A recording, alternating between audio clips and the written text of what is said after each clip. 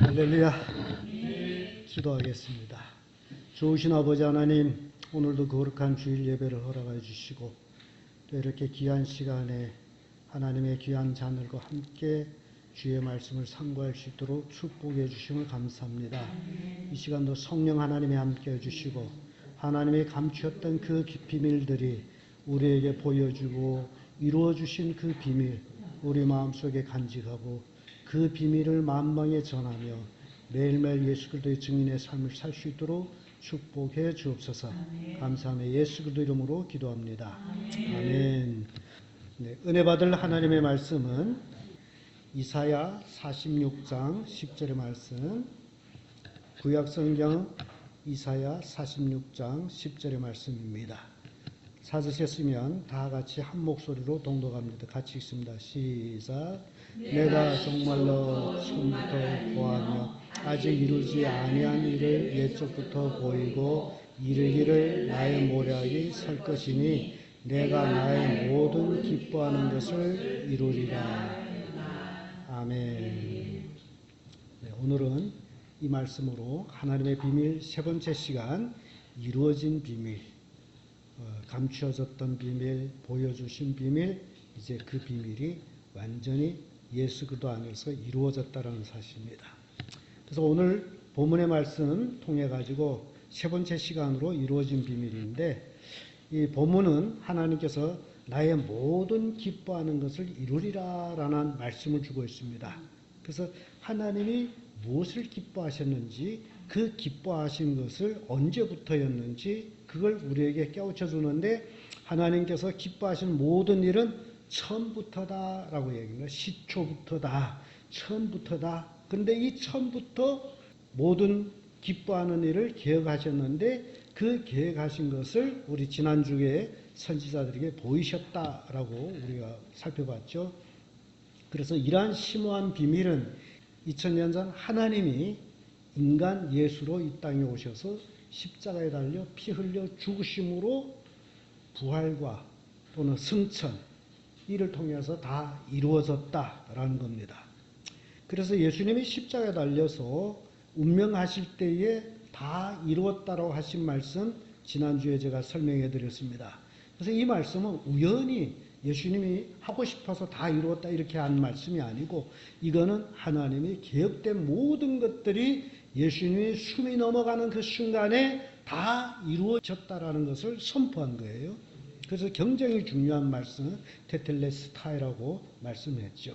그래서 오늘 본문의 말씀에서 처음과 종말, 이 처음과 시초와 종말을 우리가 생각해 볼 때 조금 그 의미를 좀 깊이 알기 위해서는 원어를 찾아보는 것도 괜찮다라고 제가 생각해서, 처음이라는 단어가 원어에서는 레세트라는 단어를 쓰고 있어요.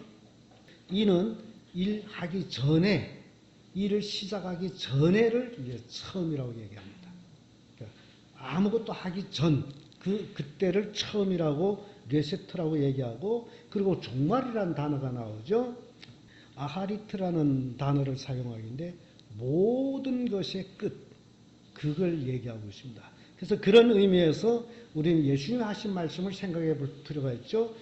요한계시록 22장 13절에 예수님은 나는 알파와 오메가요, 처음과 나중이요, 시작과 끝이다 라는 말씀을 주고 있습니다. 그러니까 시작과 끝은 누구시다? 예수님이시다. 그래서 그 예수님이시다라는 것을 우리가 좀 더 이해하기 원한다면 누가복음 3장에서 쫙 올라가는 족보만 살펴봐도 거기서 깨달을 수 있는 것이 예수님으로부터 시작하는 족보예요. 누가복음 족보. 예수님 이상 요셉이요 하면서 쫙 올라가다가 아담까지 올라가서 아담의 이상은 하나님이요, 아담의 아버지는 하나님이요 라고 이렇게 끝난단 말이죠. 그래서 그 족보를 우리가 봐도 하나님 안에 인류 역사가 쫙 시작돼서 하나님으로 시작됐다, 하나님으로 끝나는 것. 알파와 오메가, 처음과 나중, 시작과 끝이다 라는 것을 보여줍니다. 그러므로 전지전능하신 하나님은 처음과 종말, 즉 천사 세대 전, 천사를 만들기 전을 얘기합니다. 천사 세대 전과 인류 세대 종말까지 하나님의 장중에 잡혀있고 하나님이 주관하시는 분, 이 분을 우리는 아버지다라고 믿는 하나님이에요. 그래서 우리는 실제적으로 이렇게 인간으로 육신으로 이 땅에 살지만은 어마어마한 축복을 가진 자들입니다. 우리는 하나님의 자녀가 됐다라는 것. 천사들도 흠모하는 그런 명분을 우리가 가지고 있습니다. 그래서 그런 의미에서 우리가 다시 생각해 볼 때에 이사야 14장 24절에 보게 되면 하나님이 아주 선명하게 자기 뜻을 보여주고 있습니다. 이사야 14장 24절 찾아 읽어보겠습니다. 이사야 14장 24절 같이 읽습니다. 시작. 만군의 여호와께서 맹세하여 가라사대 나의 생각하는 것이 반드시 되며 나의 경영한 것이 반드시 이루리라. 이 반드시 하나님이 맹세했다라는 거죠. 뭐 하기 위해서?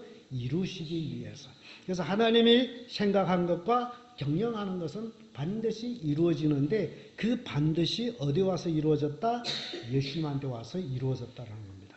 그래서 예수님은 다 이루셨다라고 말씀하신 거예요.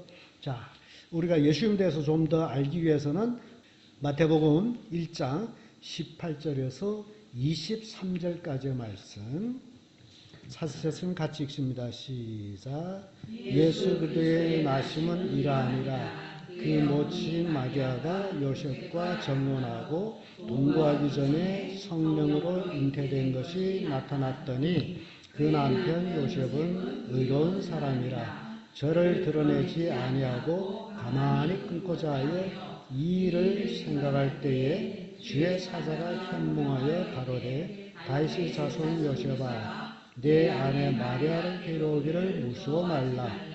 저의 잉태된 자는 성령으로 된 것이라. 아들을 낳으리니 이름을 예수라 하라.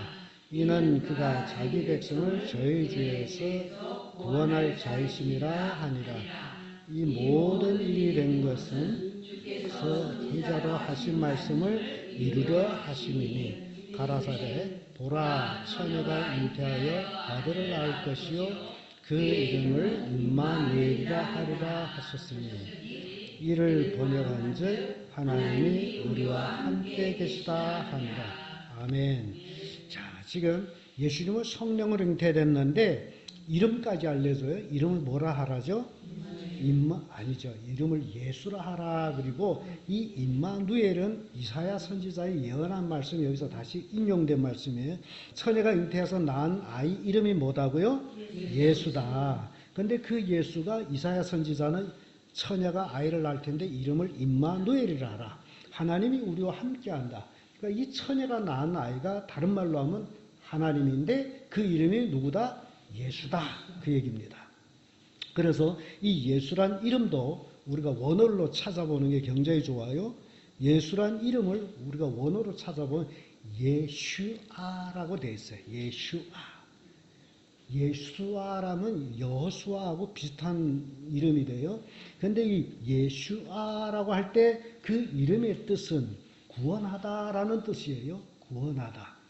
지난번에 제가 여호와 이름에 대해서 여호와 하나님의 이름에 대해서도 설명해 드렸죠. 뭐라 그랬죠? 구원의 하나님. 그러니까 예수란 이름도 뭐라는 거예요? 구원하다. 그래서 최종으로는 이 구원이라는 것이 굉장히 중요한 것을 우리에게 가르쳐주고 있는데, 그래서 문맥상에 예수라는 이름과 여호와 하나님 이름이 같은 것이다라는 거예요. 같은 것. 다 구원하다라고 되어 있습니다. 그런데 여러분들이 이제 마태복음 다시 읽어볼 때에 굉장히 중요한 그 문맥들이 나오는데 그게 뭐냐? 선지자로 하신 말씀을 이루려 하심이다라는 게 유독 마태복음에만 있습니다. 그러니까 하나님의 아들 예수, 성령으로 잉태되어 태어난 구원자 예수는 뭘 이루시는 사람이다? 선지자들이 예언한 말씀을 이루시는 분이시다 라는 거예요. 그러니까 예수라는 이름 속에 구약 전체가 다 이루어지는 거예요. 그래서 이 예수라는 이름이 굉장히 중요한데, 또 반면에 그 당시에 예수라는 이름이 또 굉장히 많았다라고 합니다. 보편적인 이름이었어요. 마치 제 이름처럼. 그래서 그 이름 앞에는 꼭 그 동네 이름을 달아줬어요. 그래서 나사렛에서 자랐기 때문에 나사렛 예수. 그러면 유대인들, 그 나사렛 예수, 그 목수 아들, 그 형제들 우리한테 있잖아. 그렇게 아는 거예요. 그래서 그 앞에는 꼭 동네 이름이 붙여져서 나사렛 예수라고 붙여서 읽었던 말씀을 봅니다. 자, 그래서 오늘 우리 본문의 말씀을 다시 한번 같이 읽어보도록 하겠습니다. 이사야 46장 10절의 말씀 같이 읽습니다. 시작. 내가 시초부터 종말을 알리며 아직 이루지 아니한 일을 이제부터 보이고 이르기를 나의 뜻이 설 것이니 내가 나의 모든 기뻐하는 것을 이루리라 하였노라. 아멘. 그러므로 성경 전체가 우리에게 깨우치는 바가 있다면 바로 인간 예수가 그리스도로서 처음부터 종말까지 다 이루신 참 하나님이시다. 그러니까 예수의 참 하나님이 없다라는 거예요. 참 하나님이시다. 그래서 오늘 하나님의 비밀 세 번째 시간으로서 이루어진 비밀을 우리가 살펴보려고 하는데 하나님의 비밀을 누구를 통해서 이루어졌다라고 말씀하시죠? 바로 예수라는 사람이 그리스도 사역을 통해서 다 이루어졌다. 그러니까 이루어지리라가 아니라 이루어졌다라는 거예요. 그러니까 2000년 전에 다 이루어졌어요. 우리는 그 이루어진 사건을 우리가 믿고 있다라는 거예요. 감춘 거 아니에요. 이제 완전하게 다 이루어졌습니다. 그러므로 예수는 그리스도로서 처음과 종말을 다 주관하시는 참 하나님이시다.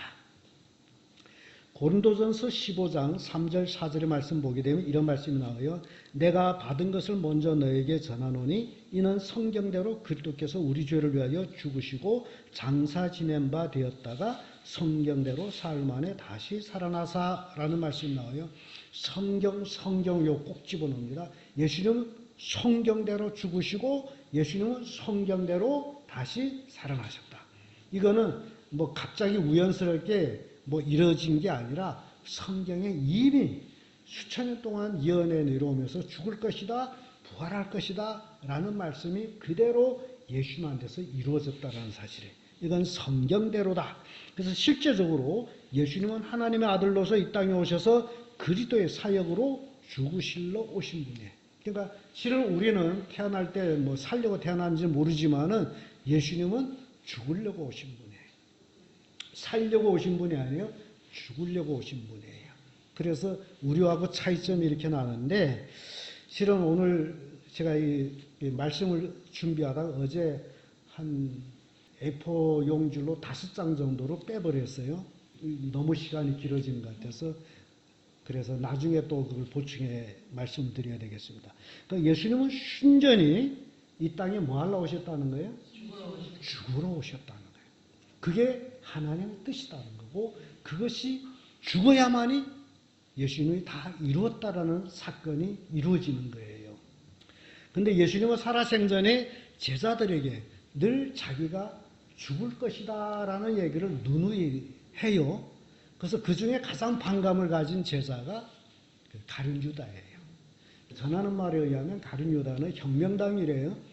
예수님을 따라다니면 참 이 사람은 메시아이기 때문에 이제 메시아 왕국이 서게 되면 이제 예수님 왕으로 되고 자기들은 대신이 되고 유다를 이제 독립왕국으로 세울 것이다라는 그런 혁명당으로서 예수님 따라다녔는데 늘 하는 얘기가 나는 죽을 것이다. 그러니까 실망한 거예요. 자기는 왕으로 모시기 위해서 따라다니는데 뭐 한다는 거예요? 죽는다는 거예요. 사람 죽으면 끝나잖아요. 그래서 괘씸해서 그럼 죽으려면 확 죽어 하고서 은 30에 팔아버립니다. 그래서 은 30에 팔았다는 거 어떤 사람들은 가룟 유다가 돈을 탐해가지고 예수님을 이렇게 했다고 그러는데 실제 그게 아니에요. 가룟 유다가 돈을 탐하면 그 이상을 받아야 돼요. 근데 은 30을 받았다는 게 그때 당시에 노예값입니다. 그러니까 창세기 보게 되면 요셉이 애국으로 팔려갈 때 노예값은 은 20이었어요. 근데 예수님까지 와서는 이제 그 통합행착으로 이렇게 오면서 은 30이 됐어요.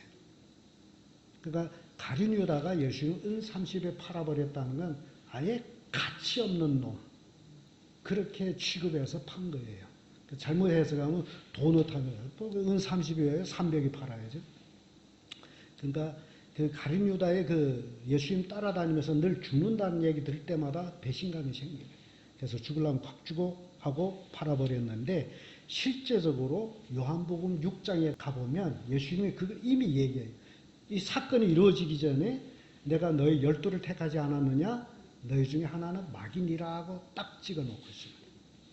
그러니까 마귀는 자기도 모르게, 그러니까 마귀는 하나님의 비밀을 모르기 때문에 하나님의 비밀을 이루는 도구로서의 역사가 시작이 되는 거예요.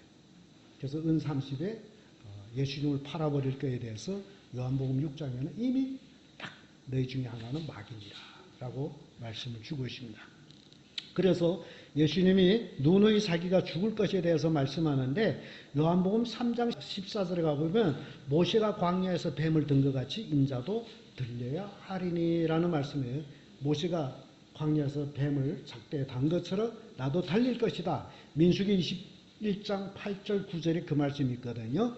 여호와께서 모세에게 이르시되 불뱀을 만들어 장대 위에 달라 물린 자마다 그것을 보면 살리라. 모세가 놋뱀을 만들어 장대 위에 다니 뱀에게 물린 자마다 놋뱀을 쳐다본 즉 살더라 라는 말씀이 나요. 굉장히 이게 좀 이해하기 어려운 거예요. 지금 뱀한테 물려가지고 막 독이 올라타서 지금 사람 죽어가면서도 그 놋뱀을 바라봤을 때 독이 싹 빠져서 살아난 거예요. 그와 같이 인자도 들리리라, 십자가에게 달리리라, 그런 말씀이에요. 그러니까 오늘날도 마찬가지예요. 오늘날도 수없이 많은 사람들이 불뱀에게 물려 있다는 거죠. 불뱀에게 물려 있어요. 바로 세상 음란한 죄에 빠진 사람들이 다 불뱀한테 물린 자들이에요. 살아있는 것 같지만 성경에 살았다나 죽은 자들이다 라고 하신 말씀같이 살아있는 것 같지만 그 지금 죽음을 향해서 가고 있는데 다 불뱀에게 물려서 죽어가는 자들이라는 사실이에요. 그러므로 사람들은 자신이 불뱀에게 물려서 지금 죽을 수밖에 없다라는 것을 깨닫고 두 손 들고 십자가에 달린 예수님 앞으로 나올 때에 그들은 구원을 받아 영생을 얻는다는 겁니다. 갈라디아서 3장 13절의 말씀 보면 그리스도께서 우리를 위하여 저주를 받은 바 되사 율법의 저주에서 우리를 속량하셨으니 기록된 바 나무에 달린 자마다 저주 아래 있는 자라 하였음이라 라는 말씀이 나요. 나무에 달린 자마다 저주받은 자다 그런 거예요. 그러니까 내가 받아야 될 저주를 그리스도께서 받은 것이다. 나무에 달린 자마다 저주받은 자다. 대신 저주받아서 주어주신 분이에요. 그래서 그런 것을 볼 때에 제가 늘 창세기 1장 2절의 말씀을 이제 굉장히 계속 반복적으로 말씀드린 거는 땅이 혼돈하고 공허하며 흑암이 깊은 위에 있고 이 말씀이 너무너무 중요하기 때문에 자꾸 외우는 거예요. 그래서 여기서 혼돈, 공허, 흑암은 마귀의 활동을 얘기하고 있습니다. 혼돈하고 공허하고 흑암. 마귀가 활동하는 데는 다 혼돈, 공허, 흑암이 있다. 특히 흑암이 깊은 위에 있다라고 얘기하죠. 흑암이 깊은 위에 있고 하나님의 신은 수면에 운행하심이라는 말씀이 나오죠. 창세기 1장 2절 3절에. 그러니까 이 흑암이 깊은 위에 있다라는 것을 우리가 생각해 볼 때에 마태복음 4장 16절에 이런 말씀이 나와요. 흑암에 앉은 백성이 큰 빛을 보았고 사망의 땅과 그늘에 앉은 자들에게 빛이 비추었도다 하였느니라. 흑암에 앉아있다면 죄에 앉아있는 거예요. 죄에 앉아있으므로 죽을 수밖에 없는 거죠. 그런데 그들에게 생명의 빛이 비춰주신 거예요. 예수들의 생명의 빛이 비춰졌어요. 그런데 이 말씀을 좀 더 깊이 계시록 2장 24절에 가서 말씀을 주고 있습니다. 두아디라에 남아있는 이 교훈을 받지 아니하고 소위 사탄의 깊은 것을 알지 못한 너에게 말하노니 다른 짐으로 너에게 지울 것은 없노라. 사탄의 깊은 것을 알지 못하는 너에게. 사탄의 그 음모 엄청 깊습니다. 그 흑암이에요. 엄청 그 깊음을 우리 인간은 알 수가 없어요. 사탄의 영이기 때문에. 그래서 우리는 까딱 잘못하게 되면 자기가 옳다라고 하면서도 사탄한테 속히어서 끌려갈 수도 있다 그러는 겁니다. 이렇게 두아디라에 남아있는 자들, 즉 사탄의 깊은 것을 알지 못하는 자들이다. 그래서 우리는 이런 것들을 생각해 보면서 정말 이 사탄의 깊은 어둠, 모략, 깊은 모략을 우리가 알 수가 없어요. 그래서 그 깊은 모략으로 사람을 유혹하고 있다는 거예요. 장기를 잘 드신 분들은 알아요. 장기 술을, 네대 술을 내다보는 사람과 한치 보기와의 장기 파는 완전히 달라집니다. 그러니까 사탄은 깊은 것을 보면서 장기 쪽을 옮겨 놓는다면 우리는 극히 이제 3차원 세계에서 살기 때문에 자기 눈앞에 보는 것밖에 몰라요. 차원을 연구하게 되면 1차원 점, 2차원 선, 3차원 면 이렇게 되고 4차원에 가서는 인간이 알 수가 없습니다. 왜 모르느냐? 4차원은 현재 면 뒤에 있는 것을 보는 것이 4차원이에요. 그러니까 우리는 3차원 세계에서 살기 때문에 내 눈이 보는 앞에 것만 보이고 그 뒤에 것은 우리가 볼 수 없는데 4차원만 가져도 그 뒤에 뭐가 있다라는 걸 아는 거예요. 그럼 5차원, 6차원, 7차원, 8차원, 9차원까지 가게 되면 사람이 순간 이동을 한대요. 그러니까 우리는 그 차원에 아직도 3차원 세계에 살고 있기 때문에 4차원도 모르는데 어찌 그걸 알 수 있겠느냐. 근데 이 마귀는 영이기 때문에 그 깊음, 우리는 헤아릴 수 없는 그 깊음을 가지고 마귀는 계획을 해가지고 이렇게 이끌어가고 있는데 마귀가 누구의 피조물이에요? 하나님의 피조물이잖아요. 그러니까 마귀가 알고 있는 그 이상을 하나님을 알고 있기 때문에 마귀는 그 이상을 몰라서 하나님의 비밀을 깨닫지 못하고 오히려 하나님의 비밀을 성취하는데 도구로 일하는 모습도 우리가 본다 그 얘기예요. 그래서 이 마귀 그 깊은 그 어둠의 깊은 모략을 사람들은 모르기 때문에 유혹받아 죄에 빠지는데 그 첫 번째 타깃이 하와였단 말이에요. 하와는 어쩌다가 뭐 자기하고 이렇게 얘기하는 그 뱀이 있어가지고 좋았는지 모르지만 살살살살 얼려가는 것을 하와는 몰랐다는 거예요. 알았더라면 절대 안 얼려오죠. 그 마귀는 그렇게 유혹해 간다. 살짝살짝 위화하는 척, 가려운 데를 살살 긁어주는 척 하면서 유혹하는데 마귀는 사람으로 하여금 유혹하지만 죄는 사람이 짓게 하는 거예요. 그래서 죄를 지은 사람은 그 죄의 대가를 자기가 감당해요. 그 마귀는 살짝 피해서 뒤에서 손뼉질 막 조하는 거죠. 사람이 죄를 짓기 때문에 그 죄 지은 대가는 사람이 이제 책임져야 된단 말이죠. 근데 이 마귀가 그 깊은 그 음모를 가지고 있는 마귀가 누가복음 4장 5절 7절에 가서는 하와를 유혹하듯이 예수님까지 유혹하는 모습을 봐요. 누가복음 4장 5절 7절의 말씀 보면 이런 말씀이 나옵니다. 마귀가 또 예수를 이끌고 올라가서 순식간에 천하만국을 보며 가로되 이 모든 권세와 그 영광을 내가 내게 주리라. 이것을 내게 넘겨준 것이므로 나의 원하는 자에게 주노라. 그러므로 네가 만일 내게 절하면 다 네 것이 되리라. 예수님은 지금 인간이에요. 인간의 옷을 입고 온 하나님이지만은 마귀는 예수님까지도 유혹하는 거죠. 나한테 절해. 그러면 네가 뭐 십자가 질 필요가 없잖아. 그런 거예요. 그래서 이게 마귀의 추종대로 우리가 한번 풀어보면 예수님이 십자가 지기 싫어서 예수님 하나님이잖아요. 그래서 마귀한테 꾹꾹 절했다고 합시다. 그러면 천하 영광을 예수님 가져요. 그런데 예수님 위에 누가 있는 거예요? 마귀가 있는 거예요. 이런 관계예요. 본래 천하가 하나님 것이지만은 꾹꾹 절하는 순간에 마귀게 되는 거예요. 그러니까 본래 이 모든 영광을 아담이 가지고 있었는데 아담이 선악을 알게 한 나무 실과를 먹는 순간에 그 권한이 다 마귀게 되버려요. 그러니까 예수님은 이런 깊은 마귀의 유혹을 알기 때문에 다만 하나님께만 경배하라 하였느니라 라는 말씀으로 마귀 유혹을 물리친단 말이죠. 그러니까 우리가 신앙생활하면서 그래요. 사람들은 자기 자그마한 이익 때문에 세상과 타협해가지고 잘못된 사람들 굉장히 많아요. 그 중에 목사들이 굉장히 많습니다. 근데 그 한 번, 그러니까 마귀가 원하는 거는 한 번이에요, 한 번. 여러 번도 아니에요.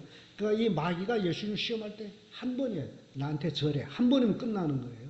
그러니까 많은 목사들이 세속화되고 세상과 타협하는 원인 중에 하나가 뭐 한 대 놓고 안 하면 되지 이런 얘기를 하더라고요. 그런 사람은 굉장히 제가 많이 봤어요. 뭐 앞에서 한다고 뒤에가 안 하면 되지. 그런데 우리는 영적인 것이기 때문에 내 입의 말이 그대로 이루어진다는 거예요.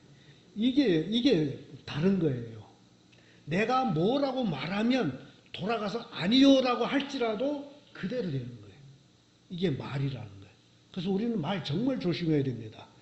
말의 응답에 이루어지는 것을 내가 책임져야 되기 때문에 그래서 성경 그대로 옳다, 아니다, 모른다 이렇게 나가야지 거기에 뭐라고 더 붙이게 되면 큰일 나는 거예요. 근데 사람들이 똑똑한 것처럼 권력에 아부하면서 앞에서 하겠다고 뒤에가 안 하면 되지. 신사참배 때도 마찬가지예요. 하겠다는 거 안 하면 되지. 심지어 평양에 방문해서 김일성 동상한테 이제 방문하게 된 다 거기에 절하게 돼 있어요. 저도 평양 가자고 한 사람 많았습니다. 그런데 제가 안 간 거는 그 동상한테 가게 되면 100% 절해야 돼. 그래서 그것을 안 되기 때문에 제가 북한을 많이 다녔지만 평양만은 안 갔어요. 가게 되면 반드시 거기에 동상에 절하게 돼 있습니다. 그런데 거기 갔다 온 사람들이 별명이 굉장히 많아요. 나는 그 시간에 배탈 나가지고 화장실에 가 있었다니, 나는 그 시간에 심근이 풀려가지고 심근을 엎드려서 내는 척 했다니, 별로 쓸데없습니다. 하나님은 아세요. 한 번이라는 게 이렇게 무섭다는 거예요. 그 자리에서 안 하게 되면 어떻게 될는지 자기들이 무서우니까 따라 한단 말이죠. 마귀의 유혹이라는 게 이게 무서운데, 이게 시험이라는 단어, 두 가지가 의미가 있습니다. 마귀가 하는 시험, 하나님이 하신 시험 두 가지가 있는데, 마귀가 하는 시험을 유혹이라고 그래요. 하나님이 하는 시험을 테스트라고 그래요. 그러니까 이 마귀는 여러 가지 유혹이라는 게 인간을 좋고자 하는 인간 중심으로 인본주의를 한 거예요. 인본주의로 유혹해가서 사람들은 그렇게 하면 나한테 유익할 거다라고 생각해서 따라가면서 마귀의 시험에 빠지는 거예요. 이게 유혹이라는 거죠. 그래서 예수님께서는 그 마귀 유혹을 한마디에 물리쳤더니 이제는 마귀가 자기가 물리침을 받았기 때문에 더 이상 유혹은 안 되는 거예요. 한 번에 한 번.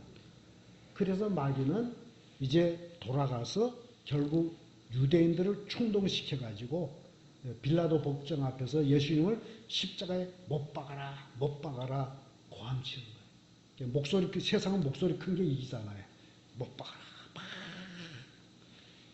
그래서 결국 빌라도가 법정에서 예수님을 심판하는데 아무리 봐도 예수님은 십자가에 못 박을 죄가 없어. 그래서 살려주려고 무지무지 애를 써요. 거기다 빌라도 서까지 내가 꿈꾸는데 이 사람 때문에 내가 애를 맞으면 정말 조심해라고.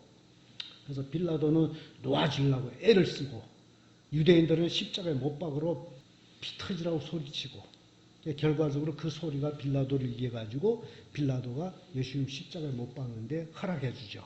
그런데 빌라도가 거저 허락해 준 게 아니에요. 다 뜻이 있습니다. 우리는 자꾸 사도신경에 오면서 빌라도한테 고난을 받았다라고 하는데 이 사도신경 만든 사람이 유대인들이 얼굴을 봐가지고 유대인들한테 고난을 받았다라고 하게 되면 유대인들이 반발이 일어나거나 빌라도한테 한 사람한테 밀어버렸다고. 이것도 성경을 살짝 뜯어 고친 거예요. 빌라도한테 고난받은 게 아니라 누구한테 고난받았어요? 유대인들한테 고난. 유대인들이 죽이라고 난리 쳤잖아요. 그걸 쫙 나한테 끌고 오게 되면 결국 예수님은 나한테 고난받아. 내 죄 때문에. 그래서 빌라도가 예수님을 십자가에 못 박도록 내주면서도 자기 할 일은 다 합니다. 그리고 마태복음 27장 24절 25절 찾아 읽어보겠습니다. 빌라도는 대단한 사람이에요. 마태복음 27장 24절 25절 같이 읽습니다. 시작. 빌라도가 아무 혐도 없이 도리어 밀란이 나는 것을 보고 물을 가져다가 무리 앞에서 손을 씻으면 가로되 이 사람 피에 대하여 나는 무죄하니 너희가 당해라. 백성이 다 대답하여 가로되 그 피를 우리와 우리 자손에게 돌릴지어다. 자, 여기에서 빌라도가 분명히 얘기합니다. 이 사람의 피에 대해서는 내가 어떻다는 거예요? 무죄하다. 그런데 왜 오늘날 기독교는 자꾸 빌라도한테 정죄를 주냐 말이죠. 예수님 십자가에 못 박은 것에 대해서는 나는 무죄하다. 이 빌라도 선포예요. 그랬더니 유대인들이 가만히 있은 게 아니죠. 그 피를 어찌죠? 우리와 우리 자손에게 돌리라. 그러니까 예수님을 십자가에 못 박은 자는 우리와 우리 자손이다. 그 얘기예요. 당신은 무죄하오, 말소. 그런 얘기예요. 그런데요, 실은 이 유대인들이 그 피를 우리와 우리 자손에게 돌릴지어다라고 외칠 때에 그 입으로 한 말에 대한 결과를 유대인들은 몰랐습니다. 무서운 결과를 몰랐어요. 정말 무서운 거예요. 그래서 제가 이 말이라는 건 한 대로 이루어진다는 거죠. 앞에서 하겠소하고 뒤에 가서 안 한 데서 안 하겠다면 한 거예요. 신사참배 하겠소하고 뒤에서 안 해 했다라는 거예요. 그게 무서운 거죠. 그래서 예수님을 십자가에 못 박을 때 유대인들이 그 고함 소리가 그 피를 우리와 우리 자손에게 돌릴지어다라고 외쳤는데 그 외침이 주 70년에 이루어지기 시작하죠. 주 70년에 로마 디도스 장군이 예루살렘을 쳐들어와 가지고 유대인들을 100만 명을 대학살합니다. 이게 얼마나 무서운지 몰라요. 그 100만 명이 바로 우리에게 돌리소서 그 대가예요. 우리에게 돌리소서. 그 피를 우리에게 돌리소서.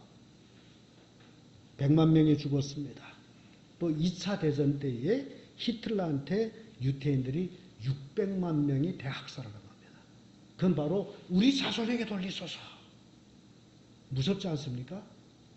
우리와 우리 자손에게 돌리소서. 우리라고 했던 100만 명이 죽었고 자손이라 했던 600만 명이 죽어나갔다는 거죠.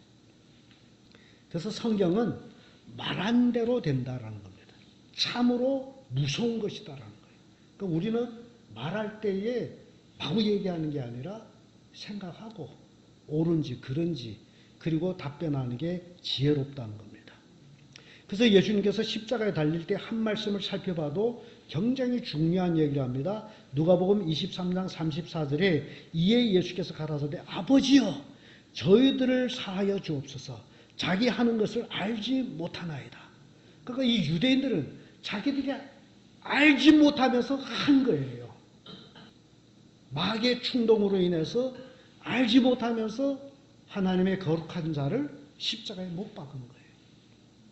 알지 못하고 한 일이에요. 그런데 알지 못하고 했다 할지라도 그 죄의 결과는 자기들이 감당하는 건데 바로 디도 장군한테 100만, 히틀러한테 600만 어마어마한 사건이 일어난 거죠. 자, 누가복음 23장 26절, 29절 찾아서 우리가 읽어보겠습니다.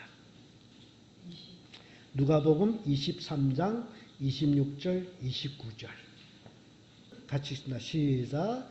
저희가 예수를 끌고 갈 때 시몬이라는 구레네 사람이 시골에서 온 것을 들어 그에게 십자가를 지워 예수를 따르게 하더라. 또 백성과 및 그를 위하여 가슴을 치며 뒤를 여자의 큰 소리가 따라오는지라.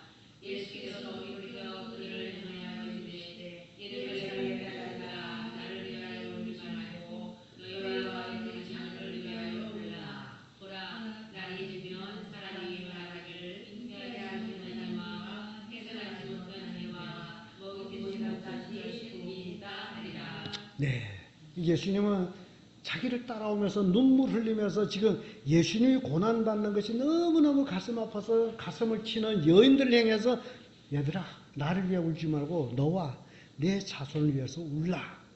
그것이 바로 예수님의 연적인 말씀에 주 70년에 일어날 사건과 2차 대전 때 일어날 사건을 미리 말씀해 주고 있는 거예요. 그래서 사람들이 수태하지 못한 이와 해산하지 못한 배와 젖 먹이지 못한 젖이 복이 있다 하리라. 정말 무서운 말씀을 예수님이 십자가를 메고 가면서 자기를 따라오는 여인들한테 한 얘기예요. 그러니까 성경 말씀은 그 한마디 한마디 거저 땅에 떨어지는 말씀이 아니고 그 말씀대로 다 이루어져 나가는 것을 보여준다는 겁니다. 정말 유대인들이요, 그 2차 대전 때 책을 제가 봤고 영화도 있습니다. 정말 기가 막혀요. 유대인들이 잡혀가지고 집중영으로 가는데 집중영에서 이 유대인들이 이제 학살할 때 총알로 총살하게 되면 총알이 아깝기 때문에 총알로 죽이지 아니하고 이제 독가스로 죽입니다. 그런데 죽은 시체에 옷 벗기기 힘들기 때문에 시작에 들어가는 신발 벗는 칸이 있어요. 거기다 신발 벗고 겉옷을 벗는 칸에 겉옷을 벗고 속옷 벗는 칸에 속옷 벗고 아주 홀랑벗은 몸으로 마치 샤워실 들어가듯이 거긴 남자 여자 아이가 없이 다 한데 거기 들어가서 며칠 동안 끌려오다 보니 뭐 모욕도 못한지라 들어가서 위에서 물이 샥 내려고 샤워물이 내려오는 줄 좋아하다가 툭툭툭툭 이래 쓰러져 나가요. 그럼 죽으면 다 시체가 되잖아요. 그럼 구루마에다가 그 시신 하나하나 실어서 지금 바깥으로 나가는데 나갈 때 그 문에 독일 병사 둘이 그 죽은 사람 입을 벌려요. 유대인들은 근이빨이 많아가지고 입 벌려갖고 찌개가지고 근이빨 싹 빼내고 그리고 구덩차에 넣어서 불도저로 싹 밀어버려요. 그러니까 유대인들이 그렇게 학살당해요. 정말 기가 막힙니다. 그래서 유대인들이 메시아가 오기를 얼마나 기다렸겠어요. 이미 왔는데 자기들 죽여버린 거 모르고 올해도 안 오시네요. 그래서 유대인들이 6월절에는 굉장히 재미있는 그 절기를 지키는 방법이 있는데요. 유대인들은 가족 단위로 6월절을 지키잖아요. 그 아버지가 가장자리에 앉아서 가족이 이렇게 쭉 앉아가지고 아버지가 6월절 쉴 때면 꼭 하는 얘기가 맏아들을 향해서 얘야 밖에 나가보거라. 혹 메시아가 왔는지. 해마다 반복되는 일이지만은 예 하고 맏아들이 나가서 밖을 휙 돌아보고 들어와서 아버님 올해도 안 오셨나 봅니다. 그렇게 하고 앉아서 6월절 빵을 먹어요. 그래서 식탁에 이렇게 모여 앉아서 꼭 좌석이 하나 남아있어요. 빈자리. 거기에는 무교병을 그 자리에다가 딱 놓고 있어요. 무교병을. 혹시나 메시아가 와서 앉았다 가면 자리라도 있지 않겠나 해서 그렇게 하고 있다라는 거예요. 유대인들은 그 6월절 그렇게 반복되면서 계속 지금도 메시아 오기를 기다리고 있습니다. 빨리 오세요 하는 식으로. 자, 그래서 말이죠. 이렇게 유대인들은 예수님을 십자가에 못 박은 그 대가로 엄한 고난을 받았습니다. 정말 참혹한 고난이죠. 예수님을 십자가에 못 박고 끌고 나갈 때 나를 위해 울지 말고 너와 내 자손을 위해서 울라 하신 그 말씀 그대로 유대인들은 어마어마한 고난을 받았습니다. 그러므로 오늘날 우리도 나와 내 자녀가 신앙으로 정말 잘 돼 있는지 신앙으로 살고 있는지 살펴봐야 됩니다. 왜냐하면 우리는 남을 걱정할 때가 아니에요. 지금은 나라가 어떻게 해서 나라를 위해서 막 기도하고 그런데 그보다도 더 중요한 것이 가족이란 나라예요. 내 가족이 정말 나와 내 가족이 예수 믿고 다 구원받은 가족이냐. 아니면 이제 곧 예수님이 재림하실 텐데 그때까지도 구원받지 못한다면 그 일 아닙니까? 그래서 정말 내 자녀가 구원받았는가?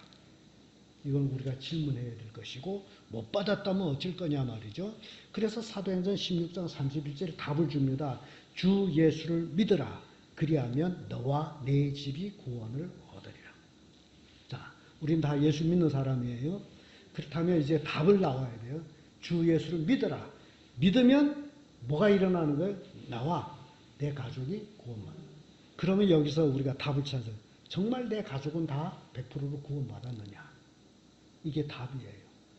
이게 안 됐다면 내가 제대로 못 믿었다는 결과입니다. 그래서 주 예수를 믿으면 반드시 나와 내 가족이 구원받는다. 그래서 성경 말씀이에요. 그래서 우리는 만사를 젖혀놓고 가족 구원에 혼신을 다해야 됩니다. 옛날에 어떤 어머니가 아들 5을 키우고 있는데 어머니는 신앙이 좋은데 이 아들놈들이 어머니 말을 듣지 않고 예수 안 믿었대요. 그래서 어머니가 생각하다 끝에 큰 결단을 내린 것이 예수님이 내 죄 때문에 십자가에 못 박혔는데 그러면 내가 이놈 새끼들 위해서 내 손에다가 못을 박아야 되겠다. 왜냐하면 예수님 내 죄를 위해서 십자가에 못 박혔는데. 그래서 아들 다 불러놓고서 앞에 앉혀놓고 못 다 쓰게 놓고 요거는 네 죄, 요건 네 죄, 너희들이 예수 안 믿으니까 너희 죄 대신 그 못을 내 손바닥에 박겠다고 이렇게 빵 박았대요. 그랬더니 큰아들부터 그 자리에 무릎 팍 꿇면서 어머니 하지 말라고 해서 예수 믿겠다고 그런 얘기를 제가 어려서 들었어요. 그러니까 가족 구원이라는 게 예수님도 나를 구원하기 위해서 십자가에 못 박였는데 하나님이 맡겨주신 내 가족도 내가 구원하지 못한다면 말로만 예수 잘 믿거라 이게 아니다라는 거예요.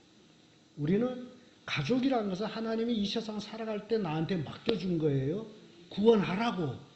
그런데도 구원하지 못하고 세상 아이들과 똑같이 잘 먹이고 출시하고 이런 데만 신경을 써왔다면 우리 믿음은 정말 잘못된 믿음을 믿었다는 겁니다. 가족을 꼭 구원해야 되는 거예요.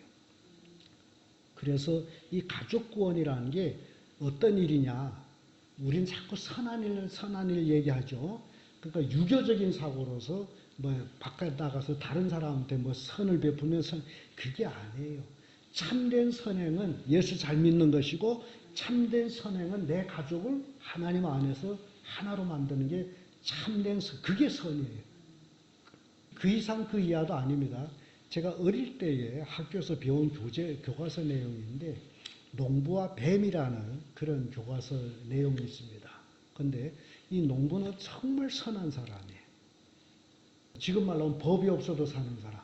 근데 겨울에 산에 올라가서 나무 글거리 뗄나무를 이렇게 치다가 엄뱀을 발견하네요. 따발튼 엄뱀. 뱀은 차게 되면 꼼짝 못해요. 냉혈 동물이래.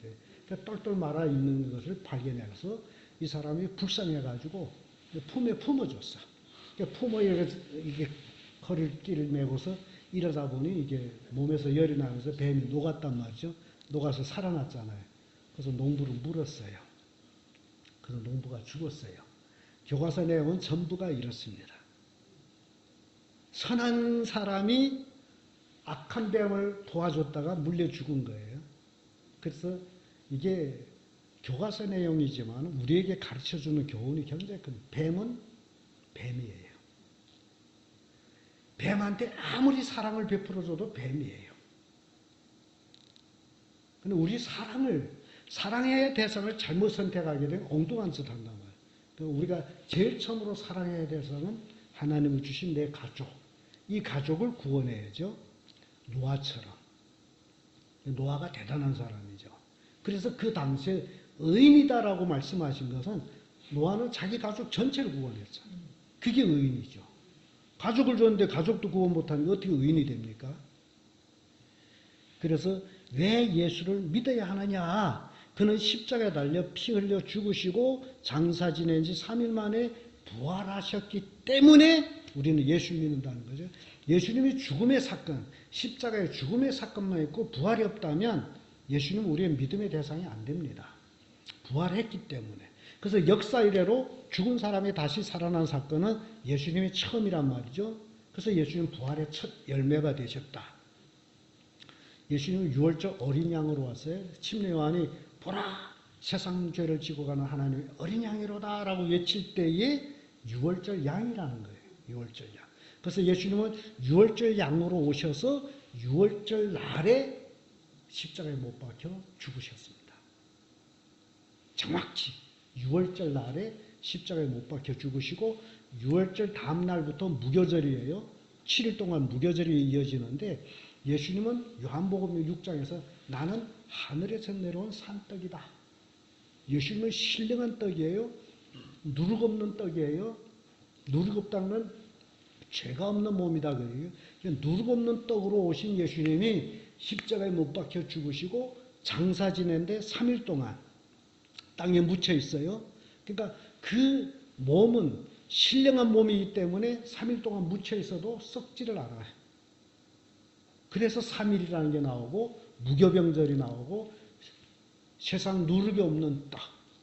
3일 무덤에 있었는데 몸이 썩었다 안 썩었다? 안 썩었잖아요. 그리고 3일 만에 부활하셨는데 이 부활날이 유대절기엔 초실절이라는 거예요. 초실절.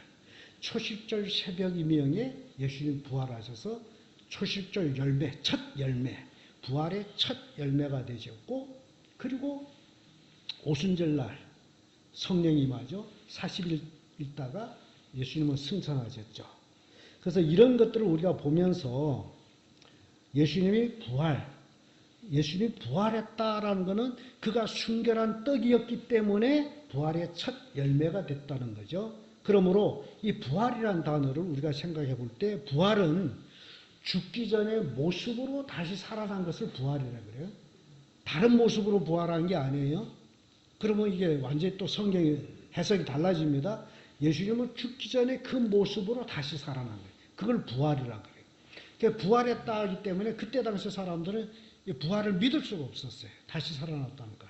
그래서 예수님 봤을 적에 제자들은 유령이다 그랬어요. 그랬더니 예수님께서 그런 말씀이에요. 누가복음 24장 39절에 내 손과 발을 보고 나인 줄을 알라. 또 나를 만져보라. 영은 살과 뼈가 없으되 너희 보는 바와 같이 나는 있느니라. 그러니까 예수님 부활했는데 제자들이 유령이다. 영이다. 그때 예수님이 뭐라 그러죠? 아니야. 나는 살과 뼈가 있어. 그러니까 다른 말로 하면 나 사람이야. 그런 얘기예요. 그러니까 예수님은 살과 뼈를 가진 몸으로 부활하셨다. 이게 부활이에요. 부활이라는 게 바로 이걸 얘기해요. 살아생전의 그 모습대로 십자가에 못 박혀 달려 죽으셨는데 그대로 살아났다. 그게 부활입니다. 그래서 제자들한테 나 만져봐. 영은 살과 뼈가 없지만 난 있잖아. 굉장히 중요한 얘기를 제가 하고 있습니다. 근데 그 살과 뼈를 가지고 부활한 그 몸으로 예수님이 어쨌다는 거예요? 승천한 거예요. 이게 물리학적으로는 절대 이루어지지 못할 일입니다. 우리 이 육의 몸은 땅의 흡인력으로 올레 때도 떨어지게 돼 있어요. 그런데 예수님이 부활했더니 시공을 초월한 그런 몸으로 똑같은 살과 뼈를 가진 몸인데 그 몸을 가지고 승천했다는 거예요.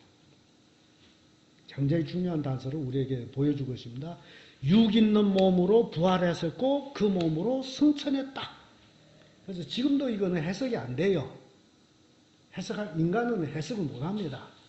왜냐하면 이 세상의 가장 빠른 속도가 빛의 속도인데 빛의 속도로 사람이 우주를 벗어나려게 되면 사람은 타서 녹아 없어집니다. 절대 불가능해요. 그럼에도 불구하고 예수님은 그렇게 가셨다라는 거죠. 굉장히 중요한 것을 우리에게 보여주고 있단 말이죠. 이는 지금도 해석할 수 없는 현상이에요. 예수님은 육신으로 부활했는데 시공의 지배를 받지 않고 그 몸으로 승천하셨다. 그리고 그 몸으로 다시 오신다. 이게 복음이에요. 예수님 그 몸으로 가셨고 그 몸으로 다시 오는 거예요. 요한일서 3장 2절 3절의 말씀 보게 되면 사랑하는 자들아 우리가 지금은 하나님의 자녀라 장래 어떻게 될 것을 아직 나타나지 아니하였으나 그가 나타나심이 되면 우리가 그와 같은 줄을 아는 것은 그의 계신 그대로 볼 것을 인함이라. 주를 향하여 이 소망을 가진 자마다 그의 깨끗하심 같이 자기를 깨끗게 하느니라. 지금 사도 요한은 앞으로 우리 몸이 어떻게 될 것이냐 그걸 얘기하고 있어요. 이 요한일서 3장 2절 3절의 말씀 없으면 이 성경 굉장히 해석하기 어렵습니다. 부활 형태를 해석할 수가 없어요. 그런데 사도 요한이 딱 찍어놓고 얘기한 것이 장래에 어떻게 될 것은 아직 나타나지 않았으므로 우리가 모르지만은 그 얘기예요. 우리가 장래 형태는 어떻게 될지 몰라요. 그럼에도 불구하고 아는 것은 그가 나타나심이 되면 누구예요? 예수님이 오시면 우리가 그와 같이 된다. 내가 아는 것은 이거다. 그러니까 예수님이 이제 강림하실 때 어떤 모습이면 우리도 그와 같은 모습이다. 그런데 그와 같은 모습이 어느 모습이다? 승천하는 모습으로 오신다는 거예요. 이건 변함없는 진리입니다. 그래서 그에 계신 그대로 인함이다. 부활하신 몸으로 그대로 우리가 본다는 거예요. 예수님 부활하신 그 몸을 예수님 강림하실 때 우리가 보는 거예요. 그에 계신 대로 우리가 본다. 그래서 굉장히 재미있는 얘기가 고린도전서 15장 51절 52절에 기록되어 있습니다. 여기에 이런 말씀이 있어요. 보라 내가 너에게 비밀을 말하노니 우리가 다 잠잠할 것이 아니오 마지막 나팔 순식간에 홀련이 다 변하리니 나팔 소리가 나매 죽은 자들이 썩지 아니할 것으로 다시 살고 우리도 변화하리라 라는 말씀. 마지막 나팔에 순식간에 홀련이 변화된다 그 얘기예요. 근데 죽은 자들이 먼저 다시 살아나고 썩지 아니할 것으로 살아나고 이 썩지 않을 것을 딱 찍어놓은 것은 예수님이 하늘에서 내려온 신령한 떡이므로 무덤에 들어갔는데 썩었다 안 썩었다? 안 썩었잖아요. 그러니까 썩지 아니할 것으로 다시 산다라는 것은 바로 우리가 예수님 부활하신 그 몸 그대로라는 거예요. 그대로 다시 산다. 그래서 우리보다 앞서 이 세상 떠난 성도들 지금 락원에 가 있잖아요. 그 락원에 가 있는 성도들은 지금 영혼만 가 있어요. 영만 가요. 영혼만 가 있어요. 몸이 없어요. 영혼만 가 있어요. 그래서 이런 것들을 성경 해석하다 보면 뭐 천국에 갔다 와서 저는 다 거짓말이라고 그러거든요. 지금 영혼만 가 있어. 영혼만 가 있는데 예수님 마지막 나팔에 천사장과 호령과 천사장의 소리로 딱 나팔이 울릴 때에 홀연히 그 영혼들이 뭐가 된다는 거예요? 부활하는 거예요. 부활. 락원에 가 있는 영혼들이 부활해서 누와 같이 된다? 예수님이 승천한 그 모습, 예수님이 부활한 그 모습으로 부활해서 순식간이죠.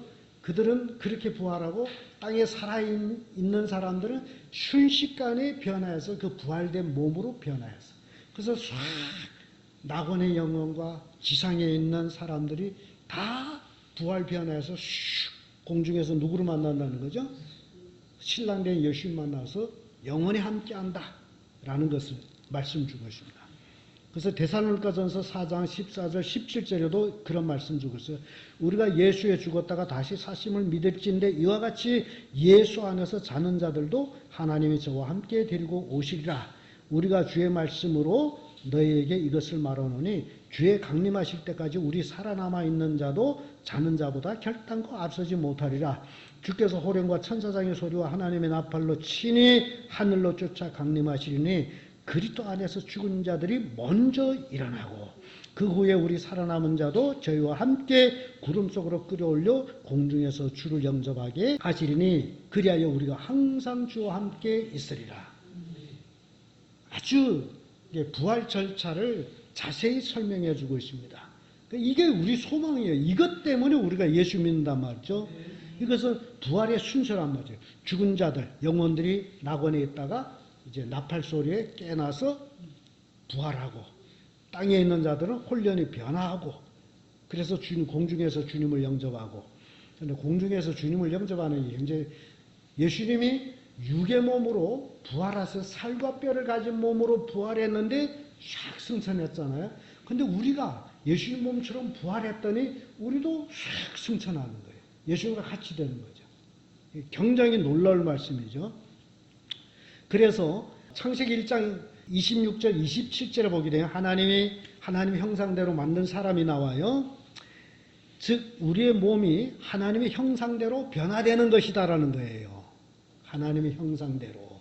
창세기 1장 26절 27절에 보면 하나님이 자기 형상 곧 하나님의 형상대로 사람을 창조하시되 남자와 여자를 창조하시고 창세기 1장 26절 27절에서는 하나님의 형상대로 남자와 여자를 만드시고 했는데 거의 많은 성경 해석자들이 이걸 아담 하와라고 얘기하고 있어요.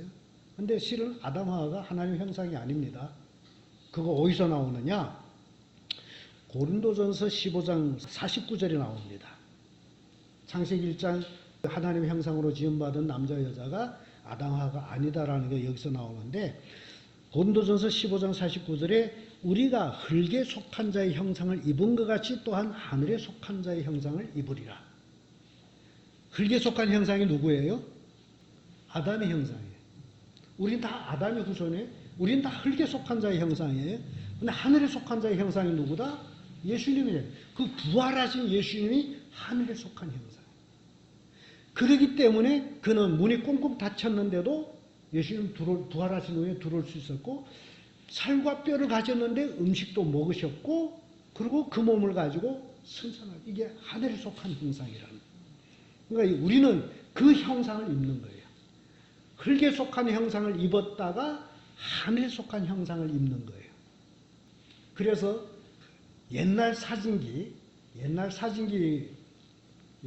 필름을 넣고 사진 찍잖아요. 필름 넣고 사진 찍고 그 필름을 이제 씻어가지고 그걸 우리는 사진 건판이라고 하는데 건판 보기도 희미하게 뭐가 보이죠. 근데 그게 이제 종이에다가 이제 광선을 비춰가지고 칼라 사진 빠졌을 적에 건판하고 칼라 사진 비교해 보세요. 비교됩니까? 안 돼요. 안 되죠. 건판은 아름답다, 아름답다라는 걸 판정 못 하는데 사진으로 나온 후부터는 건판이 필요 없어. 사진은 끝난 거예요. 그와 똑같이 이 흙에 속한 자의 형상이라는 것은 바로 그 건판과 같은 모습이에요. 지금 우리 이 현재 건판 같은 모습인데 이제 신령한 몸으로 부활 변화할 때의 완벽한 사람의 모습이에요. 그러니 여러분 생각해 보세요.